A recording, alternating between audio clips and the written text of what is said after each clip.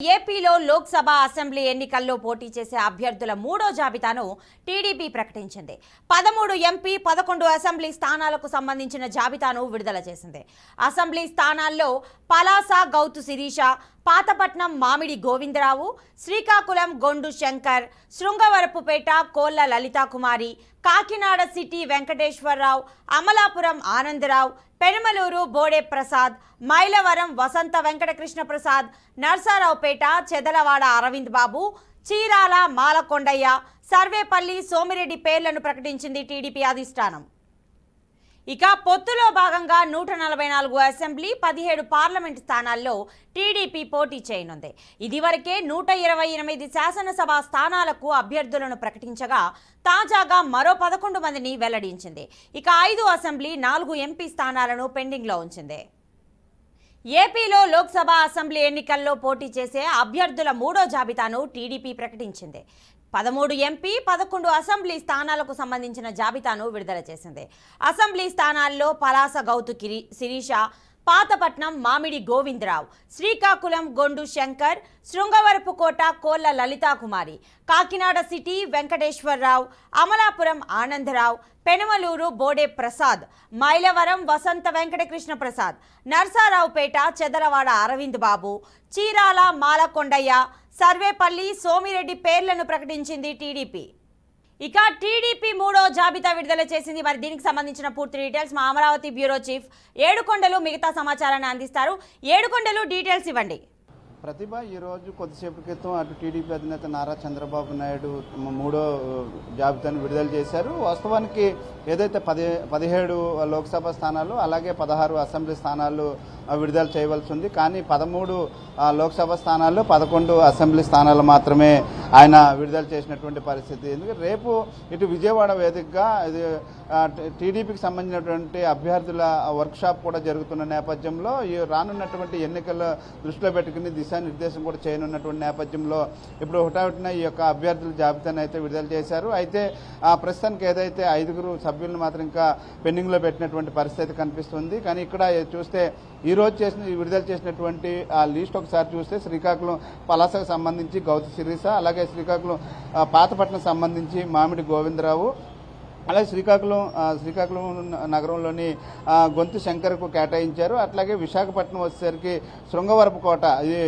కోళ్ల లలిత కుమారికి కేటాయించడం జరిగింది. అలాగే కాకినాడ సిటీకి వచ్చేసరికి వనమాడి వెంకటేశ్వరరావుకు సీటు కేటాయించడం జరిగింది. అట్లాగే చూస్తే అమలాపురంలో ఐతాబత్తుల ఆనందరావుకు సీటు కేటాయించడం జరిగింది. అట్లాగే మచిలీపట్నం ఏదైతే ఇటు పెనమలూరు కృష్ణా జిల్లాకు సంబంధించి పెనమలూరుకి సంబంధించి బోడే ప్రసాద్ ప్రకటించడం జరిగింది. గత కొద్ది రోజులుగా కూడా బోడే ప్రసాద్కి సీటు ఇస్తూ వస్తుందా లేదా అనే దాని మీద మీమాంస అవుతుంది. ఈ నేపథ్యంలోనే ఆయన అనేక ఆందోళనలు కూడా చేపట్టినటువంటి పరిస్థితి. అక్కడికి ఎవరు బయట వ్యక్తులు వచ్చినా కూడా సహకరించేది లేదంటూ కూడా కరాఖండిగా చెప్పారు. అలాగే అధిష్టానానికి కూడా అల్టిమేటం జారీ చేసినటువంటి నేపథ్యంలో తప్పని పరిస్థితుల్లో మరలా బోడే ప్రసాద్కి అయితే స్థానం కల్పించవలసినటువంటి పరిస్థితి అయితే వచ్చింది. అయితే విజయవాడకు వచ్చేసరికి ఇటు కృష్ణా జిల్లా నుంచి ఎన్టీఆర్ జిల్లాకు వచ్చేసరికి మైలవరంలో ఇప్పుడు సిట్టింగ్ ఎమ్మెల్యేగా ఉన్నటువంటి ఏదైతే వైఎస్ఆర్సీపీ నుంచి టీడీపీకి వచ్చినటువంటి వసంత కృష్ణప్రసాద్కు అక్కడ స్థానం కల్పించడం జరిగింది. అంటే ఇక్కడ ఏదైతే దేవినేని ఉమామహేశ్వరరావు ఇక్కడ తను సీటు ఆశించి ఇప్పుడు భంగపడ్డారని చెప్పుకోవచ్చు. సీనియర్లో కొంతమందికి ఎవరైతే సీటు దక్కలేదు. ఇప్పుడు ఇక్కడ చూస్తే దేవినేని ఉమామహేశ్వరరావు పరిస్థితి ఇప్పుడు ఏంటి, ఆయన ఏ విధంగా స్పందించబోతున్నారు, అసలు ఆయన్ని బుజ్జగించారా లేదా అనే దాని మీద ఇప్పుడు మరికొద్దిసేపట్లో తెలిసేటువంటి అవకాశం అయితే ఉంది. మరోవైపు నర్సరావుపేటకు సంబంధించి డాక్టర్ సదలవాడ ఆనందబాబుని కేటాయించడం జరిగింది. అలాగే ఇటు బాపట్ల జిల్లాకు వచ్చేసరికి సీరాలలోని మద్దులూరి కొండయ్య యాదవ్కు కేటాయించడం జరిగింది. మరోవైపు తిరుపతి వచ్చేసరికి సర్వేపల్లి స్థానాన్ని సోమిరెడ్డి చంద్రమోహన్కి కేటాయించడం జరిగింది. ఈయన కూడా తనకు సీటు వస్తుందా లేదని ఇప్పటి వరకు కూడా చాలా ఉత్కంఠగా ఎదురు చూసినటువంటి నేపథ్యంలో సోమిరెడ్డి చంద్రమోహన్ రెడ్డికి కూడా ఇప్పుడు అక్కడ స్థానం కల్పించడంతో కొంతవరకు ఆయన అయితే ఊపిరి పీల్చుకుని చెప్పుకోవచ్చు. మరోవైపు పార్లమెంటు అభ్యర్థుల లిస్టుకు వచ్చేసరికి ఇటు శ్రీకాకుళం ఏదైతే గతంలో అక్కడ సిట్టింగ్ ఎంపీగా ఉన్నటువంటి కింజరపు రామ్మోహన్ నాయుడు కేటాయించడం జరిగింది. అలాగే విశాఖపట్నంకి వచ్చేసరికి మాత్కుపల్లి భరత్కు కేటాయించడం జరిగింది.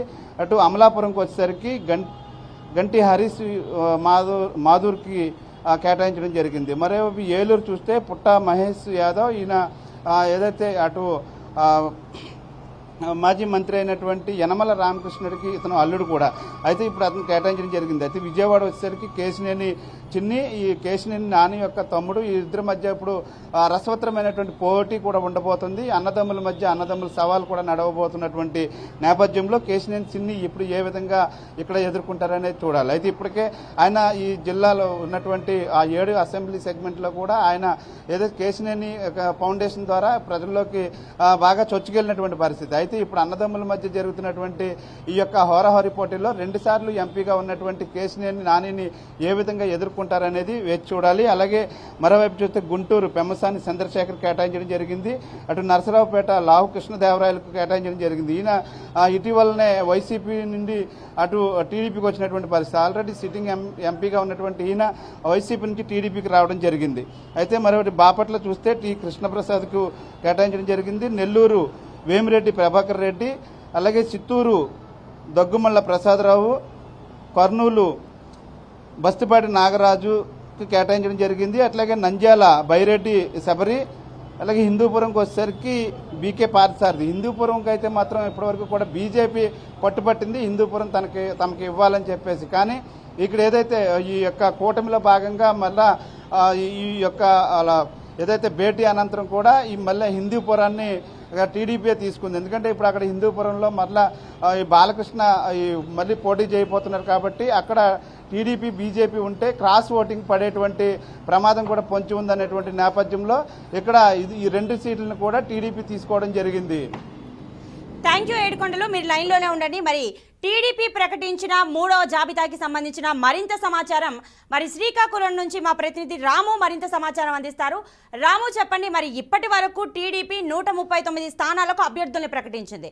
మరి ఈ 3 జాబితాల్లో కూడా కొంతమంది సీనియర్ల పేర్లు ఇంకా ప్రకటించలేదు. లైక్ దేవినేని ఉమా, గంటా శ్రీనివాసరావు, సత్యనారాయణమూర్తి, అదేవిధంగా కళా వెంకట్రావు పేర్లు కూడా ఈ లిస్టులో అయితే లేవు. మరి సీనియర్లకైతే ఒక రకంగా ఉత్కంఠ పెరుగుతోంది అని అయితే చెప్పొచ్చు. మరి డీటెయిల్స్ ఇవ్వండి. ప్రస్తుతంగా ఏదైతే టీడీపీ పార్టీ సంబంధించిన 3వ జాబితా విషయానికి వచ్చేసరికి సీనియర్లకైతే మొండి చేసి చూపించిన పరిస్థితి చూస్తున్నాం మనం. ముఖ్యంగా చూసుకుంటే ఈరోజు ఏదైతే ప్రకటించిందో 3వ జాబితాలో శ్రీకాకుళం జిల్లాకు సంబంధించి చూసుకుంటే పలాస నియోజకవర్గము గతంలో 2019లో ఎమ్మెల్యేగా పోటీ చేసిన గౌతి శిరీషకైతే అక్కడ జనసేన పొత్తులో భాగంగా జనసేనకి టికెట్ వస్తే నాశించారు. అయితే గౌతి శిరీష పేరు అయితే చెప్పడం జరిగింది. అది ముఖ్యంగా చూసుకుంటే ఈరోజు శ్రీకాకుళం జిల్లాకు సంబంధించి 2 కొత్త మొఖాలను అయితే తెర మీదకి వచ్చావి. శ్రీకాకుళం జిల్లాకు సంబంధించి శ్రీకాకుళం కాన్స్టిట్యున్సీలో ఏదైతే గొండు లక్ష్మీదేవి సంబంధించి మాజీ ఎమ్మెల్యే గతంలో భర్త కూడా మినిస్టర్గా చేసిన పరిస్థితి, గొండు లక్ష్మీదేవిని కాదనుకొని గొండు శంకర్ని ఈయన జిల్లా సంబంధించిన సర్పంచ్ సంఘ అధ్యక్షుడిగా వ్యవహరిస్తున్నారు యువ నాయకులు. ఈయనకైతే టికెట్ కేటాయించారు. ఇంకొక నియోజకవర్గం చూసుకుంటే పాతపట్నం నియోజకవర్గం సంబంధించి అయితే కలమటి వెంకటరమణ గతంలో 2014లో వైసీపీ పార్టీ తరఫున గెలుపొందారు. ఈయన తర్వాత తెలుగుదేశం పార్టీలోనికి వచ్చారు. 2019లో తెలుగుదేశం పార్టీ తరఫున పోటీ చేసి రెడ్డి శాంతి వైసీపీ పార్టీ నాయకురాల మీద వాటం చవిచూశారు. ఇక్కడ కలమటి వెంకటరమణ కాదనేసి ఏదైతే ఎంజీఆర్ మామిడి గోవిందరావు ఈయన కూడా ఈ క్రియాశీలక కార్యకర్త యువ నాయకులు ఎటువంటి పోర్ట్ఫోలియో కూడా లేదు, ఈయన కేటాయించడం జరిగింది. ఇంకా మనం చూసుకుంటే కళా వెంకట్రావు సీనియర్ నాయకులు ఇక్కడ ఈయన హెచ్చర్ల నుంచి ప్రాతినిధ్యం వహిస్తున్నారు. హెచ్చర్ల నియోజకవర్గం నుంచి అయితే ఇప్పుడు పొత్తులో భాగంగా బీజేపీకి అక్కడ కేటాయిస్తారనేసి ఒక సంకేతాల నేపథ్యంలో కళా వెంకట్రావు పేరు అయితే ప్రకటించలేదని మాకు వాదన అయితే వినిపిస్తుంది. ఇంకొక నియోజకవర్గం చూసుకుంటే పాలకొండ నియోజకవర్గం సంబంధించి అయితే నిమ్మక జయకృష్ణ కాదని అక్కడ జనసేనకి కేటాయిస్తారని మాత్రమే వినిపిస్తుంది. ఏదైనప్పటికీ కూడా ఏదైతే తెలుగుదేశం పార్టీ వ్యూహాత్మకంగా ముఖ్యంగా చూసుకుంటే యువ నాయకుల్ని తెర మీదకి తెచ్చే విధంగా ఏదైతే తెలుగుదేశం పార్టీకి సంబంధించి కూడా రానున్న రోజుల్లో పార్టీ గెలిచినా వాడినా సరే పార్టీ కోసం కష్టపడే నాయకులను తీసుకున్న పరిస్థితి అయితే మనం చూస్తున్నాం. ఇప్పటికే రాష్ట్ర వ్యాప్తంగా ఉన్న పలువురు సీనియర్ నాయకులకి అయితే మొండి చేసి చూపించడం జరిగింది. ఇవి మన శ్రీకాకుళం జిల్లాకు సంబంధించి కూడా కంప్లీట్గా మనం ఇక్కడ ఇంకా తెలుగుదేశం పార్టీకి సంబంధించేది ఇప్పటికే గొండి లక్ష్మీదేవి వర్గీయులు, అదేవిధంగా కలమటి వెంకటరమణ వర్గీయులు ఇప్పటికే బాహటంగా బయటకు దిగే పరిస్థితి అయితే ఉంది. తమకు సీటు కేటాయించలేదు కాబట్టి మేము పార్టీకి యాంటీగా పనిచేసే పరిస్థితి ఉంది. ఎట్టి పరిస్థితుల్లో అక్కడ శ్రీకాకుళం నుంచి సంబంధించి గొండి శంకర్కు, ఇక్కడ పాతపట్నం సంబంధించి మామిడి గోవిందరావుకి అయితే సపోర్ట్ చేయమని చెప్తున్నారు. ఏదైనప్పటికి కూడా శ్రీకాకుళం జిల్లాకు సంబంధించి ఏదైతే ఆది నుంచి కూడా కూడా తెలుగుదేశం పార్టీకి ఫేవర్గా ఉంది అని అనుకున్న సంకేతాలు వచ్చినప్పటికీ కూడా టికెట్ల కేటాయింపుల గందరగోళ నేపథ్యంలో మాత్రం శ్రీకాకుళంలో మాత్రం తెలుగుదేశం పార్టీకి అయితే గడ్డుకాలంలా కనిపించిన పరిస్థితి ఉంది. ఏదైనప్పుడు కూడా సీనియర్లకి ఇంపార్టెన్స్ ఇవ్వకుండా సీనియర్లు వెనక వ్యూహాత్మకంగా వ్యవహరిస్తున్నారు. ఇందులో కంప్లీట్గా మనం చూసుకుంటే జాతీయ పార్టీ ఏదైతే తెలుగుదేశం పార్టీ జాతీయ పార్టీ కార్యదర్శి నారా లోకేష్ తాలూకా మార్క్ అయితే కనిపిస్తుంది మన టికెట్ల కేటాయింపులో కూడాను. ఇప్పటికే పలువురు సీట్లని వెనకబెట్టిన పార్టీ అధినాయకత్వం శ్రీకాకుళం జిల్లాకు సంబంధించి అయితే అనూహ్యంగా ఈరోజు ప్రవేశపెట్టే లిస్టులో మాత్రం సంచలనం రేకెత్తిస్తున్న పరిస్థితి అయితే కనిపిస్తుంది. ప్రతిభ రాము, మరి మీరు లైన్లో ఉండండి. ఏడుకొండలు మీరు చెప్పండి. మరి మామూలుగా చూసుకుంటే రెండవ జాబితా రిలీజ్ అయినప్పుడు కూడా దేవినేని ఉమా పేరు లేకపోవడం వల్ల జనసేన అధినాయకుల్ని అయితే కలవడం జరిగింది దేవినేని ఉమా. మరి మూడవ జాబితాలో కూడా ఆయన పేరు లేదు. మరి ఇప్పుడు ఆయన ఎలా స్పందిస్తారు? ప్రతిభ, మీరు అన్నట్లు మొదటి లిస్టులోనే దేవినేని ఉమామహేశ్వర పేరు వస్తుందని చెప్పేసి అందరూ భావించారు. కానీ దేవినేని ఉమామహేశ్వర పేరు ఇప్పటి వరకు కూడా ఎక్కడ కూడా వినిపించలేదు. రెండో జాబితాలోనూ అయినా వస్తుందని ఎదురు చూసినటువంటి ఆయనకి అప్పుడు నిరాశ మిగిలింది. మళ్ళా మూడో జాబితాకు వచ్చేసరికి మూడో జాబితాలో వసంత కృష్ణ ప్రసాద్ను అటు ఏదైతే పెనంలూరు నియోజకవర్గానికి పంపించి తనకి ఇక్కడ స్థానం కల్పిస్తారు మైలవరంలో అని ఆయన ఎంతో ఆశగా ఎదురు చూసినటువంటి పరిస్థితి. ప్రస్తుతానికి చూస్తే దేవినేని ఉమామహేశ్వరరావు గతంలో ఏదైతే 2014 నుండి నీటిపారుదల శాఖ మంత్రిగా చేస్తూ కూడా చంద్రబాబు నాయుడుకు అత్యంత సన్నిహితంగా ఉంటూ ఇరిగేషన్ ప్రాజెక్టులకు సంబంధించి వ్యవహారాలన్నీ కూడా ఆయన చాలా సాకసక్యంగా చక్కబెట్టినటువంటి నేపథ్యంలో ఆయనకు ఖచ్చితంగా మరొకసారి స్థానం కల్పిస్తారని చెప్పేసి ఆయన ఆశగా ఎదురు చూశారు. కానీ ఇప్పుడు చూస్తే ఏదైతే మైలవరంలో మాత్రం ప్రస్తుతం ఇటు వసంత కృష్ణ ప్రసాద్కు మరొకసారి ప్రజలు పట్టం కట్టేటువంటి అవకాశం ఉన్న నేపథ్యంలో ఐవీఆర్ సర్వే ద్వారా వసంత కృష్ణ ప్రసాద్కు వచ్చినటువంటి యొక్క సర్వేలోని ఆ శాతాన్ని బట్టి కూడా వసంత కృష్ణ ప్రసాద్కి కేటాయించడం జరిగింది. అలాగే వసంత కృష్ణ ప్రసాద్ పేరు అటు మైలవరం నుంచి ఇటు ఏదైతే పెనంలూరు నియోజకవర్గంలో కూడా ఐవీఆర్ సర్వే చేసినప్పుడు కూడా అక్కడ స్థానికుడికే పట్టం కట్టారు తప్ప ఇది ఏదైతే మైలవరం ఎమ్మెల్యే వసంత కృష్ణ ప్రసాద్కి పెద్దగా ఓటు శాతం రాకపోవడంతో మరలా ఈ అధిష్టానం ప్రత్యేకంగా ఇప్పుడు ప్రత్యేక శ్రద్ధ తీసుకుని ఇప్పుడు దేవినేని ఉమామహేశ్వరరావుని బుజ్జగించేటువంటి పనిలో ఉన్నట్లుగా తెలుస్తుంది. కానీ దేవినేని ఉమామహేశ్వరరావు ఏ విధంగా స్పందిస్తారనేది చూడాలి. Pratibha. Right, thanks for the details Ramu and Yedukondalu.